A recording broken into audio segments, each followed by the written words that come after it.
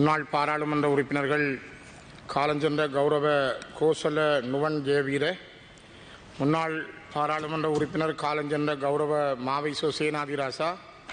முன்னாள் பாராளுமன்ற உறுப்பினர் காலஞ்சென்ற கௌரவ டொனால்ட் திசாநாயக்க, முன்னாள் பாராளுமன்ற உறுப்பினர் காலஞ்சென்ற கௌரவ ஜேஆர்பி சூரிய பெருமா ஆகியோருடைய அனுதாப பிரேரணைகள் மீது உரையாற்ற கிடைத்த இந்த வாய்ப்புக்கு நன்றிகளை தெரிவித்துக் கொண்டு, மிக முக்கியமாக எங்களுடைய இலங்கை தமிழரசுக் கட்சியினுடைய தலைவராகவும் இந்த நாட்டிலே தமிழ் தேசிய இனத்தினுடைய விடுதலைக்காக நீண்ட தூரம் பயணித்த ஒரு பெருந்தலைவராகவும் இருந்த அண்ணன் மாவை சேனாதிராஜா அவர்களை நான் இந்த இடத்திலே நினைவு கூர்ந்து அவருடைய குடும்பம் சார்பாக இங்கே வருகை தந்திருக்கின்ற உறுப்பினர்களுக்கும், அதே நேரம் கிளிநொச்சி மாவட்டம் முரசுமோட்டை முருகானந்தா கல்லூரி மாணவர்களையும் இந்த நேரத்திலே வரவேற்று கொண்டு, இந்த அனுதாப பிரேரணையிலே அமரர் மாவை சோமசுந்தரம் சேனாரதி ராஜா அவர்கள் தொடர்பாக நான் சில பதிவுகளை மேற்கொள்ள விரும்புகிறேன். இலங்கை தமிழரசுக் கட்சியின் பெருந்தலைவரும் முதுபெரும் அரசியல்வாதியும் நாடாளுமன்ற மேனாள் உறுப்பினரும் எனது மானசீக அரசியல் வழிகாட்டியுமாகிய அமரர் மாவை சோமசுந்தரம் சேனாதிராஜா அவர்களின் மறைவையொட்டி கொண்டுவரப்பட்டுள்ள அனுதாப பிரேரணை சார்பில் அன்னாரது நினைவுகளை பதிவு செய்ய விரும்புகிறேன். யாழ்ப்பாண மாவட்டத்தின் வலிகாமம் வடக்கு மாவட்டபுரத்தில் பிறந்து யாழ் வீமன்காமம் வித்தியாலயத்திலும் யாழ் நடேஸ்வரா கல்லூரியிலும் தனது பாடசாலை கல்வியை நிறைவு செய்து இலங்கை பல்கலைக்கழகத்தின் வெளிவாரி மாணவனாக இளங்கலை மாணி பட்டப்படிப்பையும் அண்ணாமலை பல்கலைக்கழகத்தில் 2ஆம் நிலை பட்டத்தையும் படித்துக் கொண்டிருந்த காலத்தில் மாவை சேனாதிராஜா அவர்கள் ஈழத்தமிழினத்தின் விடுதலைக்காக தன்னுடைய முழு பணிகளையும் ஆற்றிக் கொண்டிருந்தார். ஈழத்தமிழினத்தின் மீதான அடக்குமுறைகளின் எதிர்குரல்களுள் ஒருவராக பதின்மங்களிலேயே தன்னையும் இணைத்துக் கொண்டவர். ஈழத்தமிழர்களின் தன்னாட்சி கோரிக்கை என்ற அரசியல் கருத்தியலின் அடிப்படையில்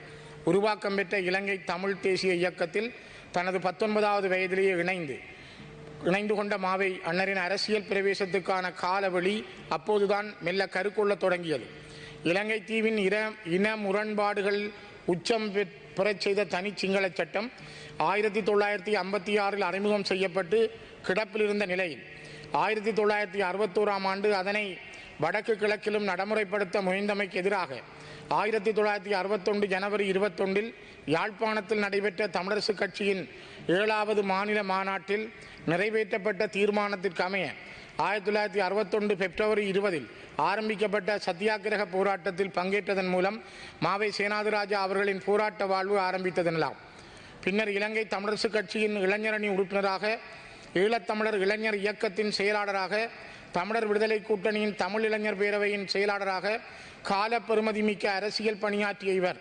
1969 முதல் 1983 வரையான காலப்பகுதியில் இலங்கை அரசால் கைது செய்யப்பட்டு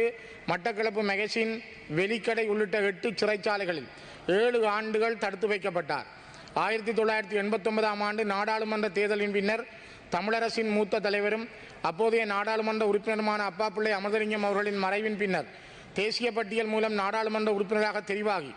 ஈழத்தமிழர்களின் உரிமை குரலாக நாடாளுமன்றத்தின் உள்ளும் வெளியும் ஒலிக்கத் தொடங்கினார். ஈழ விடுதலை போராட்ட எழுச்சியின் போதும் அதன் வீழ்ச்சியின் பின்னான தமிழ் தேசிய அரசியல் தளத்திலும் மாவை சேனாதிராஜா அவர்களது பணிகளின் கனதி மிகப்பெரியது. ஒடுக்குமுறைக்கும் இன அழிப்புக்கும் உள்ளாக்கப்பட்ட ஒரு இனத்தின்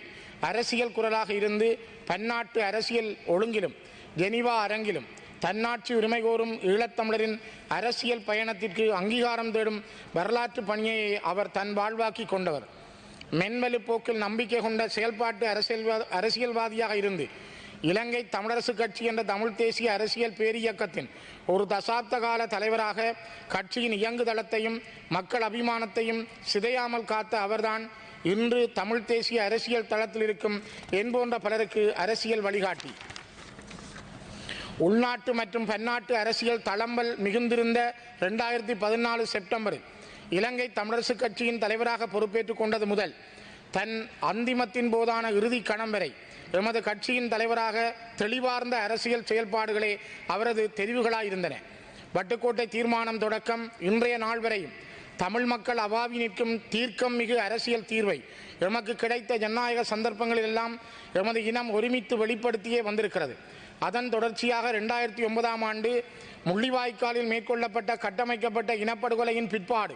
பன்னாட்டு சமூகத்துடன் இணைந்து தமிழ் மக்களுக்கு அவர்களின் நியாயபூர்வமான அரசியல் அபிலாஷைகளை நிறைவு செய்யக்கூடிய அர்த்தமுள்ள அரசியல் தீர்வு நோக்கிய பயணத்தில் உலகத்தின் எதிர்பார்ப்பை அங்கீகரித்து இலங்கை அரசாங்கத்தின் போருக்கு பிந்திய நிலைப்பாட்டாலும் சிங்கள பௌத்த பேரினவாத சிந்தனையினாலும் பின்னடைவுகளை எதிர்கொள்ள நேரிட்ட போதும் அமரர் மாவை சேனாதிராஜா அவர்கள் எல்லா வகை சமாதான முன்முயற்சிகளுக்காகவும் மிக கடுமையாக உழைத்திருந்தார். போருக்கு பின்னர் யாழ்ப்பாணத்தை மையப்படுத்தி கட்டமைக்கப்பட்டிருந்த தமிழரசு என்ற அரசியல் ஆலமரம் கிளிநொச்சி மண்ணிலும் விழுதறிந்து வளர்ந்ததில் மாவை அண்ணனின் பங்கே விரவி இருக்கிறது. தமிழ் தேசியத்தின் இருப்பையும் இனத்துவ உரித்தையும் அவாவி நிற்கும் ஓர் அரசியல் கட்சியின் பயணம் தடம் மாறாததாக இருக்க வேண்டுமெனில் அது முழுக்க முழுக்க மக்கள் மயப்பட்டதாக, மக்களின் மன உணர்வுகளுக்கு நெருக்கமானதாக இருக்க வேண்டும் என்பதை தனது அரசியல் அனுபவத்தால் உற்றுணர்ந்த மாவை அண்ணன் ஈழத்தமிழ் சமூகத்தின் இருவரும் சக்திகளாகிய இளைஞர்களையும் மகளிரையும் சமதனத்தில் இழைத்து பயணிக்கும் எல்லா வகை பிரயத்தனங்களிலும் ஈடுபட்டிருந்தார். அத்தகைய முதிர்ச்சிமிக்க அவரது செயல்பாடுகளின் பயன் விளைவினால்தான் தமிழ் தேசியம் அதன் கொள்கை இறுக்கமும் கொதிநிலையும் தாழாது அடுத்த சந்ததியிடத்தே இன்று கையளிக்கப்பட்டிருக்கிறது.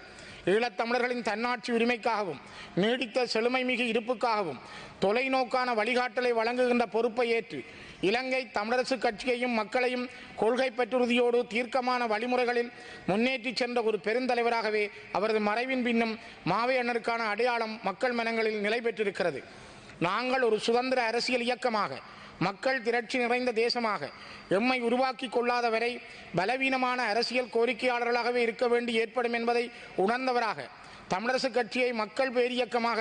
வழிநடாத்தி செல்ல வேண்டும் என்ற நேர்த்திமிகு சிந்தனையில் பின்வாங்காத பெருந்தலைவராக இருந்த எனது அரசியல் வழிகாட்டியும் எமது கட்சியின் மறைந்த பெருந்தலைவருமாகிய அண்ணன் மாவை சேனாதிராஜா அவர்களின் தடங்களை இறுக பெற்றியபடி சரிந்து போயிருக்கக்கூடிய தமிழரசின் செயலூக்கத்தினை மீள நிலைநிறுத்துவதற்காக தமிழ் தேசிய ஆர்வலர்களோடும் தொண்டர்களோடும் இணைந்து ஒழுகி எமது அரசியல் இயக்கத்தை நிலைநிறுத்துவதன் வழி ஈழத்தமிழினத்தின் விடுதலை நோக்கிய பயணத்தை இதய சுத்தியோடு முன்கொண்டு செல்ல உழைப்பதுவே அன்னாருக்கான உயரிய அஞ்சலி என்பதை உணர்ந்த ஒருவனாக அத்தகையதொரு மன உறுதியோடு அவரது மறைவுக்கான எனது அஞ்சலிகளை தெரிவிப்பதோடு அண்ணன் மாவை சேனாதிராஜா அவர்கள் 2001ஆம் ஆண்டு 11ஆம் மாதம் 28ஆம் தேதி ஒரு யுத்தம் நிறைந்து யுத்தத்தினுடைய நடுப்பகுதி காலத்திலே தீவகத்திலே அரசியல் பிரச்சார பணிக்காக சென்ற பொழுது அப்பொழுது இலங்கையினுடைய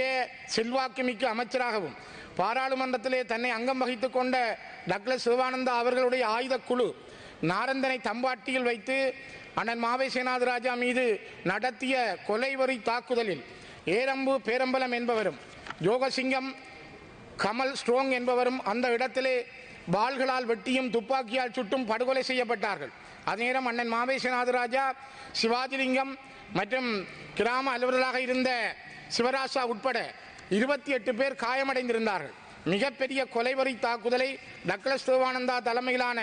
இபிடிபி என்கிற அரசு சார்பு ஆயுத குழு 2001ஆம் ஆண்டு 11ஆம் மாதம் 28ஆம் தேதி ஊர்வாத்துறையினுடைய தம்பாட்டி நாரந்தனை பகுதியிலே இந்த கொலைவரி தாக்குதலை நடத்தியிருந்தது. அதிலே கூட அண்ணன் மாவை சேனாதிராஜா அவர்கள் தப்பித்து தன்னுடைய பயணத்தை இறுதி வரை மிகப்பெரிய காயத்தோடு அவர் இன்று வரை இறக்கும் வரை தன்னுடைய பணியை ஆற்றியிருந்தார். அதே நேரம் இன்றும் சிவாஜிலிங்கம் அவர்கள் விழுப்புண்ணடைந்த நிலையிலும் ஒரு இயலாதவராகவே தன்னுடைய காட்சியை திறக்கின்றதை நாங்கள் பார்க்க முடிகிறது. ஆகவே இந்த மண்ணிலே ஒரு முறை ஆனையரவு பகுதியில் அண்ணன் மாவை சேனாதிராஜா அவர்கள் இராணுவத்தினரால் அடித்து கொலை செய்யப்பட்டு இறந்து விட்டார் என்ற நிலையிலே எறிந்து விட்டு போன நிலையிலும் அவர் உயிர் தப்பி இருந்தார். ஆகவே அவருடைய வாழ்க்கை பயணம் என்பது மக்களுக்காகவும் இந்த மக்களுடைய நல்நிலைக்காகவும் தன்னால் முடிந்தவரை ஆற்றிய பணியாகவே இருக்கிறது. அவருடைய குடும்பத்தினருக்கும் எங்களுடைய ஆழ்ந்த அனுதாபங்களை தெரிவிப்பதோடு அவருடைய இழப்பு என்பது இன்று நேற்று நாங்கள் பார்க்கிற பொழுது தமிழ் தேசிய அரசியலில் எவ்வளவு ஒரு பெரிய இடைவெளியை ஏற்படுத்தி இருக்கிறது, அது தமிழ் மக்களுக்கு எவ்வளவு பாரதூரமானது என்பதை கூட உணர முடிகிறது. ஆகவே அண்ணன் மாவை சேனாதிராஜா அவர்களுக்கும் ஏனையவர்களுக்கும் இந்த இடத்துல என்னுடைய அஞ்சலிகளை செய்து அனுதாப பேரணியை நிறைவு செய்கிறேன்.